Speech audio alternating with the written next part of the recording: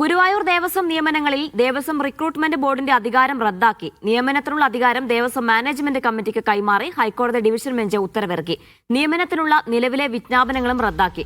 Recruitment board വഴി നടന്ന നിയമനങ്ങളെ ഈ വിധി ബാധിക്കില്ല എന്നും ഉത്തരവിലുണ്ട്.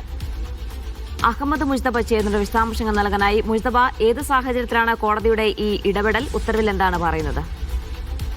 നിലവിൽ ദേവസ്വത്തിലെ നിയമനങ്ങളിൽ ദേവസ്വം റിക്രൂട്ട്മെന്റ് ബോർഡിന്റെ അധികാരം ഹൈക്കോടതി റദ്ദാക്കിയിരിക്കുകയാണ്. നിയമനത്തിനുള്ള അധികാരം ദേവസ്വം മാനേജ്മെന്റ് കമ്മിറ്റിക്കാണെന്ന് ഡിവിഷൻ ബെഞ്ച് ഉത്തരവിറക്കിയിരിക്കുന്നു. അതായത് നേരത്തെ 2015 എന്റെ ധാരണ. അതായത് ഈ ഇത്തരം നിയമനങ്ങളെല്ലാം ദേവസ്വം റിക്രൂട്ട്മെന്റ് ബോർഡ് വഴിയാണ് നടത്തേണ്ടത് എന്ന് പറയുമ്പോൾ അത് ഭരണഘടനയുടെ ഒരു അനുച്ഛേദ പ്രകാരം ഓരോ മതസ്ഥാപനങ്ങൾക്കും ഭരിക്കാനുള്ള അവകാശം പൂർണ്ണമായും അതത് സ്ഥാപനങ്ങളുടെ മാനേജ്മെന്റിനാണ് എന്ന് പറയുന്ന ഒരു നിയമത്തിന്റെ ലംഘനമാണെന്ന് കോടതി വിലയിരുത്തിക്കുന്നു. ഒപ്പം തന്നെ നേരത്തെ നടത്തിയതുപോലെ തന്നെ ഗുരുവായൂർ ദേവസ്വത്തിന്റെ സ്വന്തമായിട്ടുള്ള നിയമനങ്ങൾ, ആ ദേവസ്വത്തിലേക്കുള്ള നിയമനങ്ങൾ ഗുരുവായൂർ ദേവസ്വത്തിലെ മാനേജ്മെന്റിന് തന്നെ നടത്താം എന്നൊരു ഉത്തരവ് അത് മുമ്പ് നിലവിലുണ്ടായിരുന്നു. അതിപ്പോൾ കോടതി പുനഃസ്ഥാപിക്കുകയാണ്.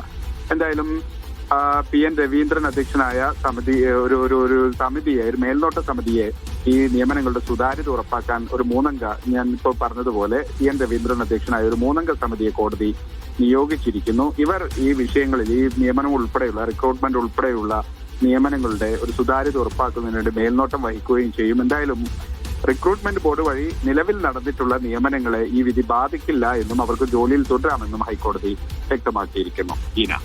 ശരി, അഹമ്മദ് മുസ്തഫയാണ് വിവരങ്ങൾ നൽകിയത്.